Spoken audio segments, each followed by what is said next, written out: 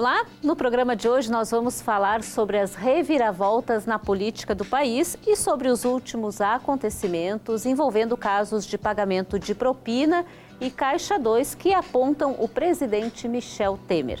Tudo isso tem agravado ainda mais a crise política e econômica do Brasil. Este é o tema do Sala de Estar de hoje. Tudo isso em instantes, depois do intervalo. Quando eu pensei que havia chegado ao meu limite, encontrei um ânimo a mais. Quando eu já tinha esgotado todas as minhas energias, me deram uma força extra. Quando acreditava estar derrotado, ganhei um novo estímulo para conquistar a minha maior vitória.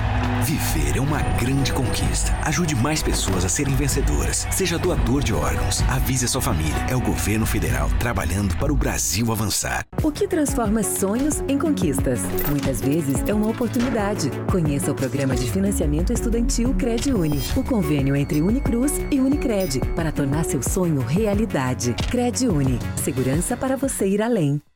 Todos os dias, meninas e meninos são vítimas de muitas formas de violência. E o pior é que muita gente finge não ver nem ouvir e silencia. Não desvie o olhar. Fique atento. Denuncie. Proteja. A responsabilidade de proteger as crianças e adolescentes é de todos. Procure o Conselho Tutelar ou Disque 100. Secretaria de Direitos Humanos, Governo Federal.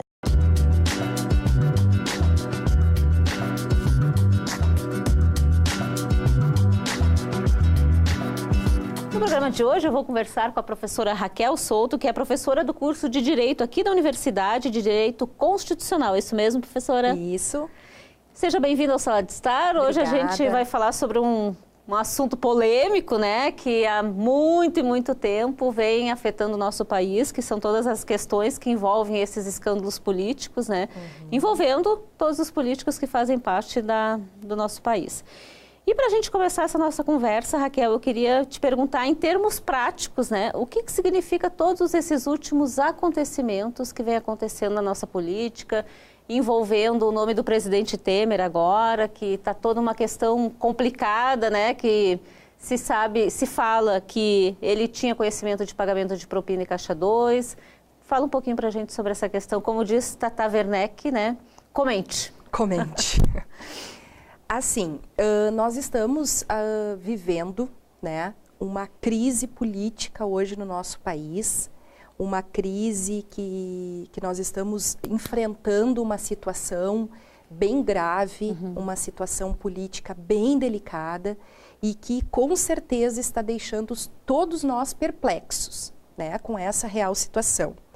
E agora com a delação, né, dos empresários da JBS, né, que trouxeram então o presidente Temer, né, nas suas delações, nas escutas, né, telefônicas, essa crise política, então, ela está tendo um rumo, né, bem delicado, né, para essa situação.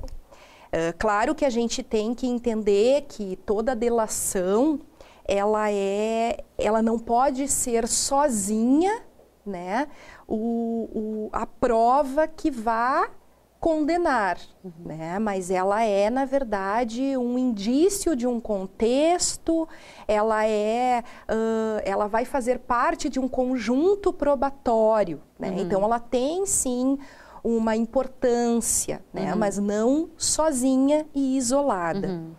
E diante dessas situações que a gente está verificando hoje, né, a gente começa a perceber que nós estamos na iminência, né, de alguns, digamos assim, procedimentos políticos que vão ter que ser tomados, né, porque nós estamos na iminência de uma vacância no cargo de presidente da República, mais uma vacância. Né? Nós tivemos em 2016, pelo processo de impeachment, né, o afastamento, então, da presidente Dilma e o seu sucessor natural, Sim, o vice-presidente, assumiu, então, o cargo. E agora nós estamos na iminência de que o cargo de presidente fique vago, né? E quem ocupa esse cargo, né? Essas são as grandes discussões e o que vai acontecer com relação a essa situação, né? Como que vai se proceder toda essa transição, digamos assim, e substituição e sucessão do cargo de presidente da República. Para o pessoal que não tem muito conhecimento dos termos jurídicos, explica para eles o que é a vacância. A vacância do cargo de presidente é o cargo ficar vago, né? O impedimento do presidente da República não poder ocupar aquele cargo, né? Está impedido. E há um impedimento, então, na verdade, vai acontecer uma sucessão, e a sucessão ela tem um caráter definitivo, né?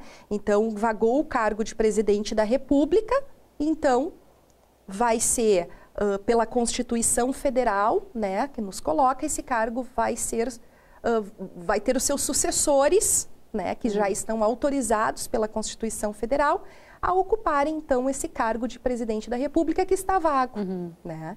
E daí tem todo esse procedimento que a Constituição nos coloca de como que vai ocorrer esta vacância, né?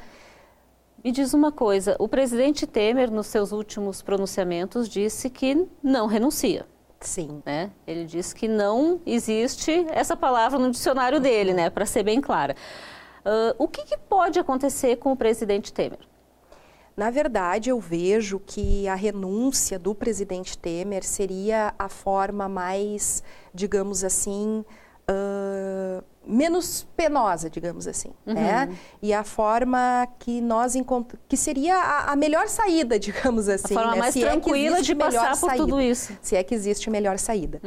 Porque a vacância do cargo, eu entendo que nós estamos, sim, na iminência, porque agora, dia 6 de junho, né, sai o julgamento do TSE, da cassação, então, da chapa Dilma Temer, né? Vindo a ser cassada a chapa, o Temer automaticamente é afastado da presidência da República. Outra situação é a renúncia do presidente da República, ele renunciar. E a outra situação é o processo de impeachment, né? Os pedidos do processo de impeachment, todo esse procedimento, né, do impeachment, de todo este processo que é complexo, que é demorado, que não é simples e que pelo curto tempo que a gente tem até as próximas eleições, né, de 2018,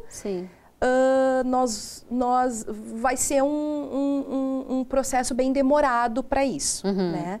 Então, eu vejo que tem essas três possibilidades aí, que o presidente da República, então, vai ser afastado do cargo, né? O que acontece agora com o afastamento do presidente da República? O que a Constituição nos diz? Afastando o presidente da República, então, assumirá presidente da Câmara dos Deputados, presidente do Senado Federal e o presidente do Supremo Tribunal Federal. Essa é a sucessão, né? Nesta ordem sucessiva. É isso que a Constituição nos diz, né? Mas não é o que pode acontecer. Não é o que pode acontecer, porque muita gente também diz que é importante esclarecer que o presidente da Câmara daí não pode, o presidente do Senado não pode. Não é que não possa, na verdade, eles são investigados na Operação Lava Jato, né? E hoje existe uma decisão do STF, não é uma decisão ainda definitiva, mas que é uma decisão que se né, for réu, não pode ocupar o cargo de presidente da República, né? Então, se eles forem réu na Operação Lava Jato, então o presidente da Câmara fica impossibilitado, o presidente do Senado fica impossibilitado, assume o presidente do Supremo Tribunal Federal, que hoje é a Carmen Lúcia. E o que acontece vamos imaginar, então, a sucessão do presidente da República, né, assumindo um desses que são legitimados constitucionalmente, né, para essa sucessão. Como nós estamos faltando 2 anos para o encerramento do mandato do presidente da República, que são 4 anos, nós estamos, então, nos 2 últimos anos. A Constituição é clara e diz que, se vagar o cargo de presidente da República nos 2 últimos anos do mandato, assume né, nesta linha sucessória que eu acabei de mencionar, e em até 30 dias realizar-se-á eleições indiretas. Então, na verdade, este sucessor, ele assume interinamente até que aconteçam as eleições. Por um período curto. Por um período de 30 dias, no caso, até que se realizem as eleições indiretas. Eleições indiretas são eleições do Congresso Nacional. Né? São realizadas pelo Congresso Nacional nos termos da lei. É isso que coloca a Constituição Federal. A dúvida está nos termos da lei. Que lei? O que diz esses termos da lei? Que lei? Né? Que lei é essa? Então, fica a questão de que isso é o que a Constituição diz. Né? Isso é o que vai, digamos assim, o que vai acontecer, né, em havendo a vacância do cargo por um dispositivo constitucional, que é a nossa lei maior. É esse o caminho que tem que seguir, não tem outra opção. Não tem outra opção, porque a Constituição diz isso, né? Tem hoje um clamor e uma discussão e pedindo as diretas. Pois é, eu ia te perguntar justamente sobre isso, porque nos últimos dias a gente viu uma movimentação, né, da população para irem às ruas, né, e pedirem pelas diretas, mas isso é descartado. Na verdade, assim, os movimentos que ocorrem são plenamente legítimos e podem acontecer, e o clamor e as manifestações populares são importantes nesse momento, né? E dizer se é possível, fazendo uma análise constitucional, não é possível as eleições diretas. Né? Tem que ser indiretas. Tem que ser indireto, porque a Constituição assim prevê. Né? Então, respeitando o Estado Democrático de Direito pautado pela Constituição, as eleições vão ser indiretas. Né? Mas como nós estamos vivendo um período de grande turbulência política e os acontecimentos estão sendo tão rápidos que a nossa conversa hoje aqui, amanhã nós estarmos desatualizadas né, na nossa conversa, porque está tudo mudando, né? Mas as diretas seriam possíveis em qual caso?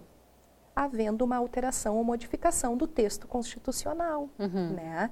E isso se faz por qual meio, qual é a medida? Por um processo de uma emenda constitucional, que é um processo extremamente complexo, que é um processo extremamente rigoroso. Ele tem que passar pelas 2 casas do Congresso, 2 turnos de votação, a aprovação de maioria qualificada de 3/5. Então, é um processo assim, ó, que para esse pouco tempo, né? Porque 2018, né, nós já temos novas eleições, então para esse pouco tempo não daria, não tem tempo hábil para isso acontecer, creio eu, né? É o que eu entendo. Então nós estamos numa situação bem delicada mesmo, né, que nos coloca assim nessa situação que o país então está vivendo, né? Então, e que está todo mundo apreensivo, está todo mundo, né, com dúvidas. Isso é normal, né? Porque nós também estamos com dúvida, né? Então, mas é algo que a gente tem que já estar pensando sobre essas situações, porque diante de todos os fatos que estão acontecendo, né, nós estamos na iminência, sim, da vacância né, do cargo. É o caminho que começa a se delinear por si só, né? Exatamente, né? Em termos constitucional, é esse o caminho, né? Porque o presidente da República, ele está sendo também alvo de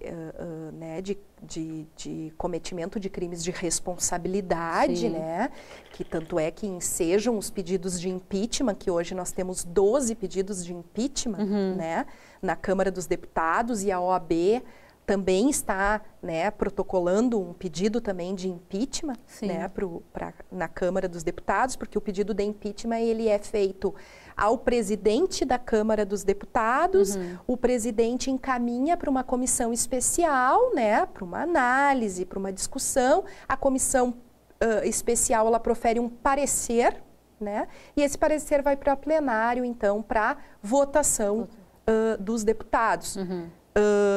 Havendo mais de 2/3, né, de votos favoráveis, então abre-se o processo de impeachment julgado pelo Senado Federal. Né? O presidente é julgado pelo Senado Só Federal. o da OAB foi protocolado? Não, existem hoje 12, todos já protocolados. Todos já protocolados com o presidente da Câmara, que até o presente momento o presidente da Câmara ainda não se manifestou, não deu andamento a esses pedidos aí de impeachment. Vamos ver se o pedido da OAB vai ter, de repente, uma força, né? Um peso maior para que acelere, então, esses pedidos, né, de impeachment, porque tem esse crime de responsabilidade que o presidente, então, está sendo acusado, né, que são as infrações político-administrativas, na verdade, e que ensejam um processo de impeachment. E também ele está sendo, existem acusações, né, até investigações já autorizadas pelo Supremo Tribunal Federal por infrações comuns, né, do presidente da República, que é a responsabilidade do presidente por infrações comuns, que são os crimes comuns, as contravenções penais. Hoje já se verifica a instauração dessas investigações do presidente por obstrução da justiça, crime organizado, né? Então são crimes bem delicados, assim, né? Que estão aí à tona e que são subsídios suficientes, né, para se entender que o presidente da República hoje, né, nesta situação, ele não tem mais condições de permanecer, né? Sim. Avaliando todas essas questões políticas que vêm acontecendo nos últimos tempos, Raquel, na realidade a gente já vem de um 2016, né, bastante tenso, conturbado, com uma crise política bem agravada, né? E a gente achou que talvez isso fosse um pouco amenizado e começou a se agravar de novo. Tu acredita que existe condições ainda para que o Temer continue no governo ou ele tem que dizer, não, chegou, já passou a minha vez, por favor, vou ter que me recolher? Olha, te digo assim que, na verdade, eu não gostaria de estar na pele do presidente, mas eu entendo que não tem condições. A crise política está instaurada, né?